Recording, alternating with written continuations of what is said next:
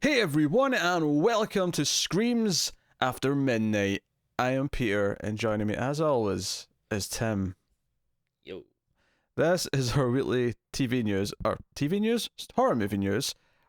Well, I am TV, so First up, the big thing of the week is that Universal is prepping another monster movie, another one of their Universal monsters for a new take on one of their classic characters.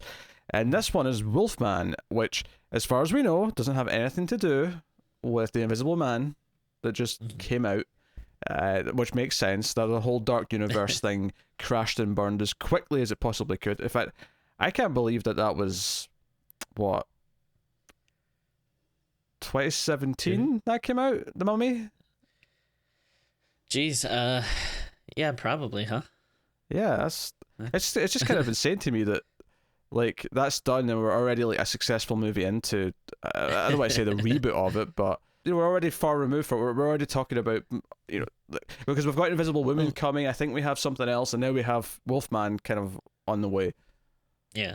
I mean, the Dark Universe like came and went so fast. Like it's yeah, it's funny to think that it was a thing for even a brief period of time, but yeah, we are into the if that was like the new 52 or whatever, we're in like the rebirth already.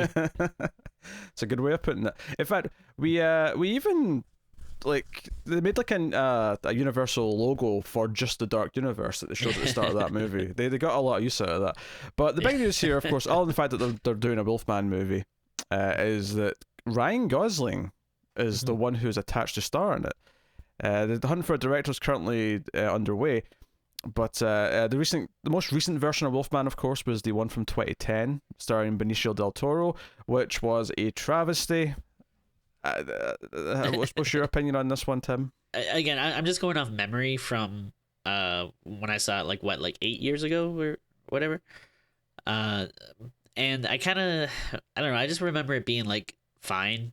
Like I didn't remember thinking it was as bad as everyone said it was. Like it's definitely not good, but I think if anything the worst part about it was like pretty dull. But I don't know. I mean, maybe we'll have to rewatch it or something at some point. But I don't know. Oh God, Tim, don't say that. I don't need that fear in my life right now. Thank you very much. Yeah, I hated that when I saw it. I thought it was painfully boring, but Yeah. and I've never been in love with the original Wolfman. Like it's not bad, but I never liked it as much as some of the other monster movies. Yeah, it's I mean I like that it exists, but it's not yeah, I mean in terms of the Universal monsters, it's kind of down there for me. Unfortunately, it's not the worst because it's not Phantom, but uh yeah, like I mean in terms of like your core Frankenstein, Dracula, Invisible Man creature, it's unfortunately I do think Wolfman is kind of the worst out of all those. Yep, yep, I concur. So, yeah, apparently the film is based on a pitch from Gosling himself, and Interesting. at one point was even considering directing it. They're looking at Corey Finley possibly to direct it, who worked on Bad Education. I'm not familiar with Hmm. that, Okay. but yeah, we have Lauren Schuker Bloom and Rebecca Angelo who've written the script. So that seems to be a thing that's going forward here. So just to actually, there's a list here at the bottom of the article here, just to remind you of everything else that's kind of in the works that's related to the Universal Monsters. We have Paul Feig's Dark Army, which we don't know what the tone of that is yet, but I'm suspecting more of a horror comedy. We have Sure. Renfield, which is the sort of Dracula related Oof. movie. Okay. We got Monster Mash from Matt Stwatsky, and then we got The Invisible Woman from Elizabeth Banks. So those are all the things that are in the works that are related in some way, even though I'm sure they're all going to be very different things. Yeah. Yeah, it's interesting. Like there's a lot of stuff that like even though we have little tidbits, everything still feels like such like unknown quantities because yeah, like you're saying, um, like these tones can kind of be all over the place. Like some of these like yeah might be comedies, some might be more serious. Some might just be kind of boilerplate, horror movies. Who knows? But um, it's kind of cool. I'm interested in all of them. This Gosling one, werewolf one, Wolfman, definitely sounds to like the most interesting. Like, um, I'm not, I don't think I've seen every Ryan Gosling movie, but it seems like he, tends to, like pick good stuff, or stuff that he's interested in. Like, he has clout, so he's not gonna do like some like shitty thing for a paycheck. Like, if he's doing this, I'm assuming it's because there's something about it. I feel like he's had that since maybe the last 10 years. I mean, I think if you go back to the 2000s, he was definitely doing romantic comedies and stuff, but I feel Yeah. like, yeah, over the past decade or so, he's definitely had the clout to seemingly only be taking roles that he cares about or wants to do or is interested creatively or so on. The only other thing we know about this Mm. is that is just in terms, this is, I say no, I'm using that loosely. The only other thing we've heard about this is that apparently the closest thing that's been compared to in terms of how it'll work the movie, like what it'll actually feel like, is Nightcrawler starring Jake Gyllenhaal. That it's going to be that, but Interesting. Wolfman. And I'm like, okay, intriguing. I'm intrigued. I like Nightcrawler quite a bit, and that has like a very that could be like a very interesting tone to kind of take it in. Yeah, well, I think one of my favorite things about Invisible Man was just how unique it was, and it was its own thing. It was a modern horror movie about some shitty ex-boyfriend with an invisible suit. Like that. That's it was full on its new take on it, and hopefully do the same thing here. I think that the other trick with Wolfman though, or the thing that gets in the way of it, is that it's not. I mean, he's basically a werewolf, but at the same time, it's not exactly a werewolf because they have the it's the Wolfman, right? It's more man-esque, which doesn't sound like it should make that much of a difference. But I think the problem we have with Wolfman movies is it's like, well, it's just a werewolf movie, like Right. Yeah. yeah. So I don't know if they can distinguish that a little bit. I never saw Jack Nicholson's Wolf. Maybe in the build up to this coming out, we do the 2010 Wolfman, we do Wolf, and we do the original movies. I don't know. We could do a whole Wolfman season, which to be honest sounds like torture for the most part, but. That's okay. That's okay. We're here to take the hits. The other big thing from last week was David Arquette is officially coming back for Scream 5 from the directors behind Ready or Not.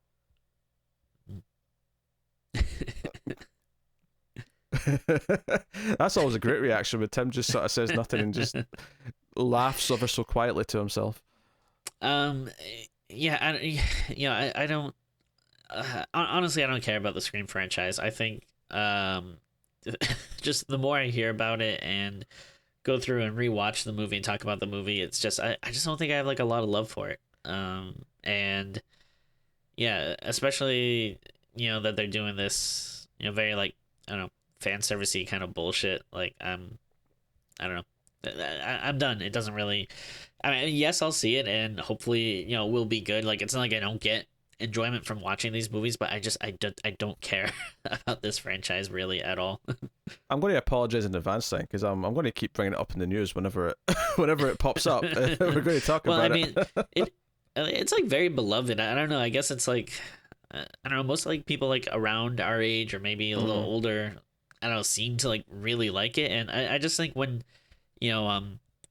we went back and redid the first three movies, I don't know, it just really like gave me a kind of a distaste for him. Like I still like the first one. I still think it's interesting and what it does, but some people just really go to bat hard for the sequels, and I think they're awful. Honestly, I think they're really really bad. I mean, we haven't reviewed the fourth one yet. I'm coming soon. I'm hoping that I'll be like, okay, that's not that bad, but like I just think the sequels are not good. I mean, I kind of agree. I mean, I still really like the first one. I think the first one has has the credit it has for good reason, and I think there is people around our age, give or take, are very beloved to it because I feel like for a lot of people, and even I kind of fall into this a little bit. Not that I feel this way like they do, but like I kind of fall into this generation where Scream might have been one of the first horror movies I properly saw. I'm pretty sure I saw that before I saw Friday the 13th, so I knew who the killer in Friday the 13th was because it was the trivia at the start of Scream. And I feel like some people hold it very dearly because it is their gateway to horror. That makes sense. Yeah. And it is a very it was like kind of like a little bit of like a phenomenon at the time. Like like growing up, like everyone knew the the phone call, what's your favorite horror movie, kind of thing. It was one of those, permeating pop culture kind of thing. So I totally get it. I don't know. I think I follow like a lot of like horror people and stuff, and I don't know. I feel like I'm just kind of getting sick of like there's I feel like there's like a hipster mentality where people are just kind of like in love with the sequels, and everyone just like is like actually like Scream 2 and Scream 3 are like really good, and you're stupid if you don't understand that they're like great. And I don't know. I mean, like whatever you like, but it's just I don't know. It seems like there's this like annoying, like holier than thou kind of like Now, love for the sequels. I don't love Scream 2. I think it's overlong. I had a lot of problems, but go check out a review if you want, our full thoughts on Scream 2. But if someone really likes Scream 2, I do think it does play with some sequel-y elements that, I can see why someone would like it. I can see why it works for people. Scream 3 is trash, and anyone who tries to argue with me that Scream 3 is not trash, my opinion of your taste is dwindled like a candle in the wind. Yeah. Yeah, it's really bad. Like, and I don't know, like again, I mean, like whatever you like, whatever, but they like I think Scream 2 is bad, like story wise. Like there are some fun kills and stuff, and yeah, there is a little some sequel ideas, so it's there's at least some merit there. Like I still don't like it, but I guess I can see like some of the appeal. It's just it just annoys me when everyone anyone goes on any of these rants and where it's like, oh, actually this is really good, and this is why you're an idiot if you don't like it. It's like, all right, calm down. I do. Okay, so I've got two questions. One is just to tie this back into the actual story, because we've just kind of talked about why you don't like Scream or the franchise as a whole that much. Because they're saying that they're talking to other legacy cast members as well. So what do you think about these cast members coming back? I think we've talked about in the past about doing one after Wes Craven seems even less useful than it ever did. But I mean, like, would it be interesting if Arquette's the only one who comes back? Like, there's no Courtney Cox, there's no Sydney or anything like that. It's just him, just Dewey. It's Dewey's. They could call it the Dewey decimate system. From the Book of Dewey. I mean... Excellent. Yeah, I don't know. It's a like I do think this is maybe like one of the few franchises where it does kind of make sense, because all the other movies had been so specific to like this core group of characters that like it's not like you can't just do a movie with a guy in a ghost face, like a copycat killer targeting some new people. Like, yeah, you could do that, but yeah, I feel like unlike other horror franchises, this is one that has been a little more character specific. To his detriment, I would argue, because I feel like after the first one, it felt like the main characters for the first one that came back all basically had plot armor for the rest of the series. No matter how many times Dewey got stabbed, he always somehow survived. Like it became this thing, and we've not talked about the fourth one yet, and I have not seen the fourth one since it came out. So I am looking forward, for better or worse, to see it and discovering like how I feel about it now. But I remember feeling that from the theater watching Scream 4, which notably is the only one I saw in the theater, because the other three all came out when I was probably too young to go see them in theaters. I mean, I cared, I was interested, but I was too young to actually go see them. And I remember feeling that way. I remember feeling like, but none of these main characters are like, they're all good. I mean, the ballsy thing to do is to kill one of them or kill multiples. At this point, honestly, it might actually be more ballsy to have a completely new cast and just do so. I think what you need to have for it to be Scream is basically just the meta angle, and just have kind of the self-referential and do something with that. And maybe you do something where it's like, okay, it is in the same town, but it's not the same characters, and this is all history or something, and you have them refer to the fact that they're doing some sort of legacy reboot or something. And that said, the fourth one already kind of played with the reboot idea, but yeah, that's what it's unfortunate that because I think they wanted to do like a new trilogy. Like I know, I think Kevin Williamson was recently on like a podcast, and he was talking about how he had plans for like 4, 5, and 6, and unfortunately it didn't really happen. But it sucks, because it seems like 4, that would have been your big chance to play around with these ideas of reboots and remakes, and could have kind of went off from there. But it seems like a little wasted, and now it's like, what's the angle gonna be on this? I don't know.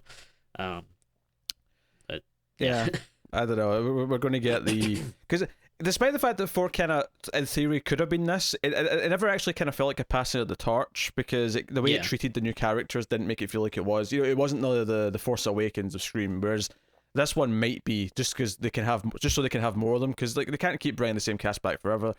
You know, even if they want to, eventually, it's not going to make a whole lot of sense, and so on and so on. So I don't know. So anyway, the other question I had, based on something you said a couple of minutes ago, was that this was kind of this phenomenon when it came out, right?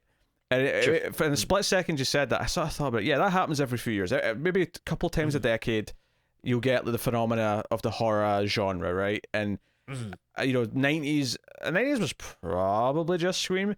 I can't think of another one, but then 2000s you had Saw early on, and then later on you had Paranormal Activity, and this decade you had, I guess, The Conjuring would have been the early one, and I don't know if there's been one. I guess Get Out, and I suppose Get Out is probably the reason why I was bringing this up. Is I was like, is there any of these, like, any of the phenomena, like, at least since the 80s, that we as horror fans actually like? And obviously we like Get Out, and Get Out's not solid itself yet with sequels, but even though I like Scream, I do not like the sequels for the most part. So I'm just, it's interesting that Saw and Paranormal Activity were these two, like, when we talk about the 2000s being a dark time for horror, although there was definitely more indie stuff than there was in the 90s, the mainstream horror in the 2000s was a little rougher. A little rougher. That's it. I don't hate I mean, honestly, the first 3 Paranormal Activities are alright, but... Yeah. I don't know. That's a good question. I feel like a lot of times if something does kind of break through, to become like a big thing, like, a lot of times, like, there's usually like a, something to it, even if it might be like something you don't necessarily like, it's at least interesting to see, like, oh, okay, why is this such a phenomenon or something. But I don't know if there have been any that have been like specifically worthy of that. Like, the other thing that came to mind, I think, would be like, the first It kind of seemed like, kind of like breaking through to pop culture. Like, there's so many, like, red balloon jokes and, like, memes and stuff about it. And but I don't know, I think like a lot of like horror people didn't necessarily love that. Are we all just a bunch of hipsters? Is that what it is? Is that once it becomes mainstream, or I would argue no, of course, because I would say the quality of it, for example, isn't that great. But I do wonder if like there's a sad statement here that the horror that appeals to enough of the world's audience for it to become this breakthrough pop culture thing basically means it's a lowest common denominator thing, which makes it far less interesting to us because it's not as it's a bit more generic, or not as, I don't know, doesn't have it.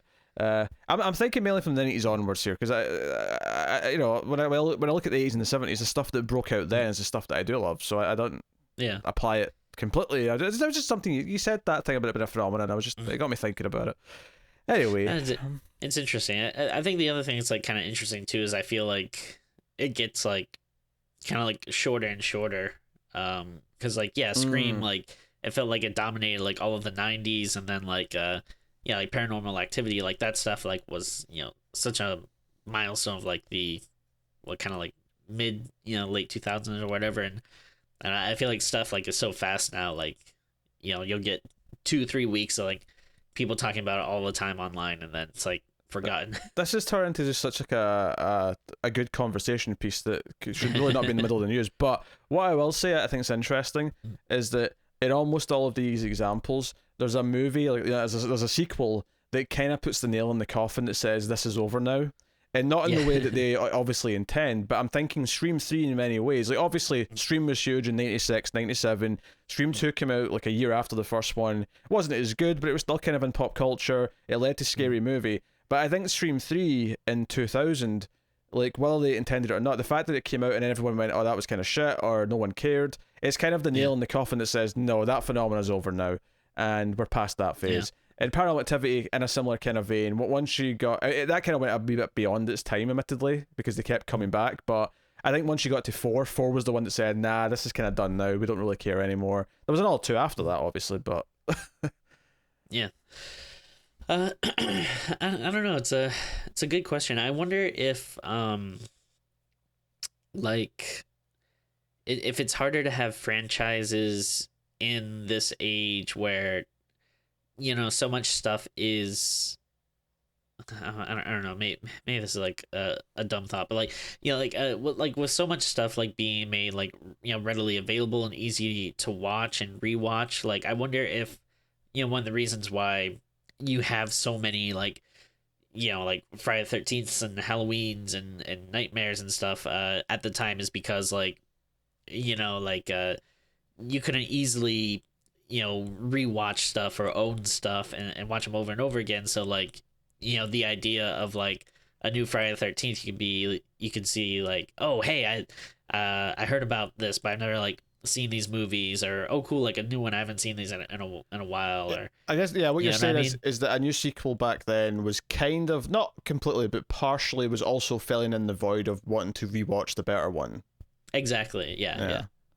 Yeah, no, I get what you're saying. I don't know. It's kind of like, as I was thinking that thought, but then I automatically started thinking like, well, I mean, there's still a million Fast and Furious movies and stuff, so it's not like, I mean, franchises aren't dead, but yeah, franchises, if anything, are more dominant now than they ever have been. They're just dominant in all the other genres. It's a good point. Yeah, like horror just seems to like that. Yeah, like horror was the dominant franchise for a long time, and now it's like, yeah, superheroes and like stuff like Harry Potter and Fast and Furious. Yeah, it's like a lot of stuff other than horror. It's interesting. Yes, Vin Diesel in a car apparently does the trick. That's it. Everything else he tries to start just falls flat on his face. I saw Bloodshot recently for the Ace, and oh boy. I haven't seen it yet, but yeah, it did not look good. And I actually like Bloodshot. I read like a lot of that new Valiant series when it was coming out, and I actually thought it was pretty decent. But for the record, I actually think conceptually what the movie presented me with was an interesting idea. It's a Sony movie. You could basically, yeah. I said that to Tara a few times, and I don't think she quite understood what I meant. And then it kind of clicked at one point in the review when she realized, wait, did Sony make Venom? And I said, yes, it's the same studio who brought you Venom. And she's like, yeah, it does feel like the same company. It feels like the same people. So yes, from the creators of Venom, and not even the director or writer and all that, just the studio from the offices that greenlit Venom. Here comes Bloodshot. Anyway, move on to the news. Let's get through some of the rest of this stuff then. So Marianne was that TV show that I reviewed the pilot of from Netflix. The I think it was French show. But other people seem to like it. I did not. I thought it was really kind of cheesy and I don't know, a bit hammy. But actually, I liked it quite a bit. I watched the whole thing, but well, I mean, no accounting for taste, of course. But regardless, the creators behind this, Samuel Bowden, the filmmaker, has now been helmed. He's attached to helm a horror thriller called Cobweb for Lionsgate. So, transitioning into the movie side of things here. Cobweb tells the story of a boy whose parents have always told him the voices he hears in the walls of his house are just his imagination. But obviously, they won't be, because it's a horror movie. Sure. So, there you go. So this was on the blacklist before in Hollywood. If you don't know what that is, for people who, because it's a term that gets thrown around sometimes. It's basically this big list of scripts that Hollywood are all kind of gunning after. They've kind of, they're on a list of these are probably going to get made, and the studios are all kind of vying for them. And this was one of these ones. So yeah, I don't know how I feel about this. I didn't like the episode I watched of Marianne, but you liked it. Are you interested? But this director taking on this material?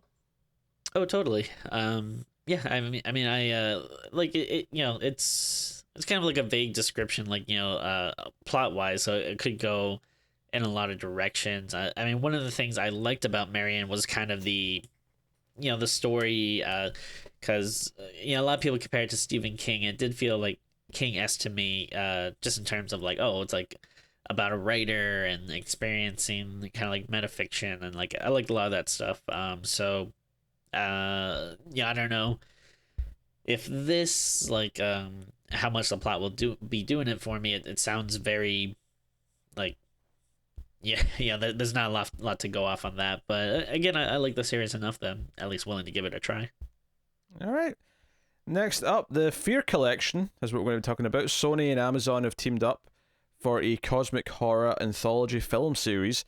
They've got a multi-picture deal with Spanish Alex de la Iglesia, who worked on Witching and Bitching, the Oxford Murders, and going to produce a new film series called The Fear Collection. Apparently, it's basically been pitched as similar to Hulu's Into the Dark. That's kind of the idea, is that it's going to be a series of films. It could be better though, Tim. Could be better. We'll give this a try and see if it's any or better. But yeah, so they're going to call it The Fear Collection. Obviously, given that each one will be its own thing, there's not really a description here or a concept of plot to talk about beyond. It's just simply the concept is to make a collection of films that unveil a universe of horror beyond time. The characters face supernatural forces that threaten humanity. The idea is to generate a label of films with a specific character. Cosmic horror. I do like that it's got a theme. Saying they're all going to be cosmic horror, I think, is the most interesting part of this. Yeah. Obviously it'll come down to, the people working on it and everything, but at least sounds like a cool idea. It's worth a shot. Yeah, for sure. So, there we go. We'll move on then to the next thing, which is that Jamie Lee Curtis is actually going to be directing a movie for Blumhouse. She's done episodes of TV shows in the past, including Scream Queens, but she's going behind the camera for her first horror feature project. It's called Mother Nature. Curtis and her Comet Pictures have signed a 3-year deal with Blumhouse. They get first look at things, so it's not necessarily guaranteed to be at Blumhouse, but they get first dibs at it. So given that they want her to keep coming back for these Halloween movies, I feel like they're going to give her whatever she wants. But sure. The film is, there's no proper description yet, but the film is centered around climate change, so it's a horror movie about climate change. Okay, maybe a little too real. But we'll see.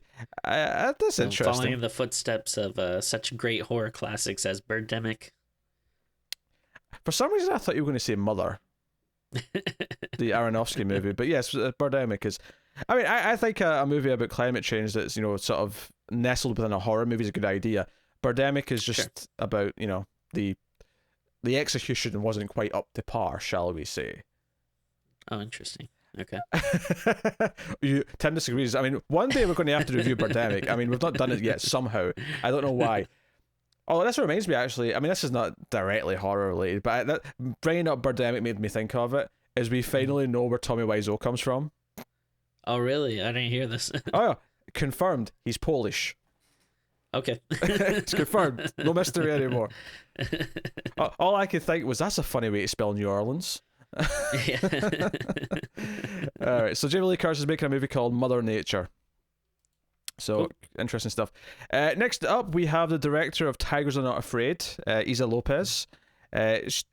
Lopez is going to work on a new film with Blumhouse. Funnily enough, Blumhouse always everywhere. So she's going to write and direct this. It's called Our Lady of Tears, and it is a horror movie. Is it more of a horror movie than Tigers Are Not Afraid? I have no idea. It sounds like it might end up being the same amount from the description that I'm about to give you. But once again, you can tell it's from the same person. You can tell it's just, it's got this sort of deep-rooted kind of like, let's explore. Because as much as it's Blumhouse, it sounds like it's still going to be in Spanish. It sounds like it's still going to be a Mexican film from the sounds of it, because it's based on an article published by Epic Magazine called The Haunting of Girlstown, written by Daniel Hernandez, published in Vox. The article focuses on a mass hysteria epidemic with supernatural roots that in 2007 spread through Villa de las Niñas, an all-girls Catholic boarding school in the outskirts of Mexico City.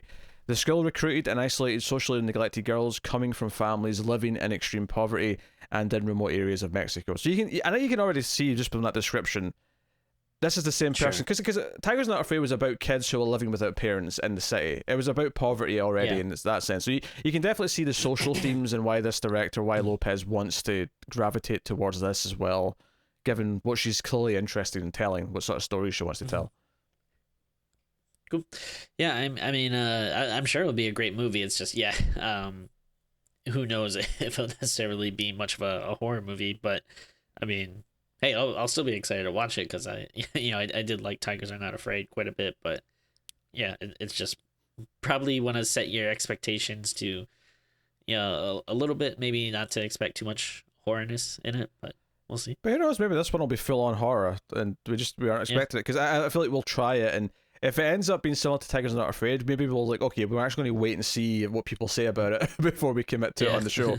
But I mean, who knows? Maybe this will end up being like, no, this actually is terrifying, and this is a completely different take from her. So that is Our Lady of Tears, is the title of the movie. Next up, Blumhouse's horror movie. So we're into some release date stuff and delays and whatnot. This is the opposite though. This is actually a development. So Run, Sweetheart Run, which was the movie that was supposed to come out, I believe, in April, maybe March. This was the movie where the entire premise is that this woman who's been on a date ends up, this is this blind date, I should say specifically, it turns violent and she ends up running through Los Angeles from her date. So it's kind of like a all-night chase kind of movie. So, you know, the premise sounds interesting. But that was meant to be coming out in March, April time. And in fact, I tell a lie, it was May 8th. So I was completely wrong. It was actually after those 2 months. But the point is, it was meant to be out already.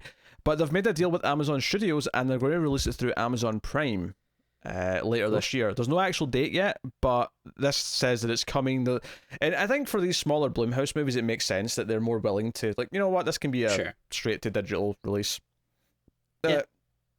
Admittedly, I don't know. Presumably, they'd make more money off of VOD sales if they wanted to go that route. So I wonder, you know, the incentive of like teaming up with Amazon paying a price for it and saying, hey, give it to us for Prime, we can promote it as a big new release, and you know, presumably Blumhouse are going to be well compensated from Amazon for doing that. I mean, I assume the movie was cheap to make, admittedly, because it's a Blumhouse horror movie. Where else would it be? I do like the premise of this one, so I look forward to this coming out. Hopefully it's as good as my mind thinks it can be. Definitely always down to give it a shot. All right. Next up, Edgar Wright's horror film, The Last Night in Soho, which we've been talking about, the Giallo film, was meant to be coming out later this year. It was meant to be coming out in September. It has a new date. It was pulled from September. So note that down for a start, that movies have been pulled from September, as late as September, and getting pushed back. The new date now is April 23rd, 2021. Okay. So, there you go. Don't have to say much on it, just that's no delay. And Tim is playing with his cat, and it's really distracting me. Hey, I'm sorry that my cats love me so much they can't stay away from me. Speaking of stuff getting pulled, it was just this last couple of weeks that Universal finally pulled the Forever Purge from its July 10th release date. Yes, no news yet on where it'll go, if it's going to be digital or get a new release date later down the line. But it was meant to come out on July 10th. It has now been pulled. Yeah, it's probably a good call. I mean, I'm giving you gold here, Tim, and you're yawning at me. I mean, it's not exactly. I mean, we're kind of used to this by now. We assume that pretty much any movie coming out this year probably is going to be pulled. Okay, I admit yes, but it's something better than a yawn. That's all I'm asking. It's all about. I'm not saying, you know, have, you know, stars in your eyes and be like, oh my god, this news is blowing my mind. Oh my god. Honestly, the thing that would probably be more like surprising or I should say that the things that are more surprising is when a movie like doesn't pull its release date. Like when someone's like, no, we're coming out in July, it's like, okay, if you say so. They've still not officially moved to net yet, just FYI. Yeah. They're clinging to that day. They're hoping that they want that movie to reignite the movie theaters so much. The problem is, though, is that everything else has been pulled from like after it now. So even if it does come out and it does reignite movie theaters, there's going to be nothing else for like 3 months. Have you heard about that movie, The Wretched? I have, yeah. It's playing in drive-ins, and because there's nothing else out, it's actually doing like one of the best movies of the year. It's doing reasonable business because it's the only option at drive-ins right now. Unless people are obviously some are showing classic movies, but it's doing okay. Yeah. We'll have to track it down. Definitely. Honestly, I don't know if there are any drive-throughs or drive-ins, whatever. I've heard people say. I just like I'll drive through for 10 minutes, get that chunk of the movie. I'm not sure if there are any near me, but I would definitely go to one if they're there was one. I should look it up. Drive-ins, as far as I know, were never a thing here. So I mean, I have no hope of finding that. But yeah, they're not a super common thing anymore. But like back east, we had one relatively close, and I wouldn't be surprised if it's just like, just doing great business right now. But yeah, out here, like it's such like everything is so big city stuff. You don't really have like a lot of room for something like that. But I don't know, maybe if I look, maybe there's something like 30-45 minutes out of the way that I can try to find. Yeah, back east where the sun rises in Rhode Island. Yeah, exactly. All right, so we have a trailer to talk about to wrap things up on the new show. And this was, obviously there's not a ton of trailers coming out right now because of just what's going on in the world, but there is a trailer for a Korean zombie movie, and obviously Train to Busan's great. We're looking forward to Train to Busan Peninsula. We have a new, now admittedly, I hate the title. Any movie that puts a hashtag in its title, I'm going to be upset by. But it's called #Alive, and it's a zombie movie. And obviously, you might be sick of zombie movies. You might be thinking, oh god, what does the zombie genre have to give me? I have to admit, though, I think the premise of this intrigues me. Just the setup of what it is, because the premise of this, going by the trailer here, is that a man ends up trapped in his apartment during a zombie outbreak. So like he can't really go anywhere. There's no electricity. He's shut in, but he ends up contacting a woman who lives in an apartment across the street, and they're able to communicate, and it's them two working together. And I suppose, yes, we have to acknowledge that this, might be inspired somewhat by a subplot from the Dawn of the Dead remake, which we've not covered yet, but we will do at some point. I'm not a fan of that movie, but an entire movie based around the idea of two people isolated in a zombie apocalypse, but they can talk to each other, and eventually they're going to somehow try and get to each other, even though the streets filled with zombies. I think from a concept setup point of view, that's interesting enough to me to not just go, oh, zombies, and be out. How do you feel? Yeah, I mean, it's interesting enough concept. Honestly, though, watching the trailer, it did not do anything for me. I just, that's fair. Again, I will totally be down to watch this, and maybe, watching the full 90 minutes instead of the 1 minute trailer. Maybe it'll work better for me. But just the trailer just looked very kind of generic. It's the same kind of running fast zombies making the same kind of noise they make in every movie. But I'm down to give it a try. It's just unfortunately the trailer didn't do anything for me. I think for me it's because the mechanics of how it sets up, because zombies ultimately are just a tool to tell you the story you want to tell with your characters, and I feel like I'm excited by the potential in this. Now obviously it may just suck, it may just be poorly made, it may not be anything to write home about, but I do think there's potential in the concept of this, even if it's Train to Busan was a hit, so now Korea's got tons of zombie movies coming out all of a sudden. You can definitely feel the wave hitting there, because Train to Busan did well in Korea itself. It's not like it just did well over the world. It did well there, so they seem to have a little bit of a zombie trend in Korea right now, which is funny because the rest of the world is kind of sick of zombies. But hey, if Korea keeps making good ones, I'll keep watching them. Yeah. So it's also I don't know. It's kind of just a weird thing too with everything that's going on right now. It's I don't know if I want to watch a movie where someone's trapped in their house. You know what I mean? Not that it can't be good, but it's just oof. They should change the title to Self-Isolation. There you go. Yeah, actually, that's pretty good. They should totally change the title to Self-Isolation, because it feels so in sync with what's going on in the world. Yeah. But hey, there you go. That is the news we have for you this week. Let us know what you thought of the news in the comments. We do sometimes talk about any random horror stuff we've watched. We went a bit long in this one though, because we went into that really weird deep dive into the Scream franchise for some reason. So, but maybe we'll do that next time. But yeah, so obviously this is the news edition of the show. The main part of the show though is of course our movie review episodes, which come out.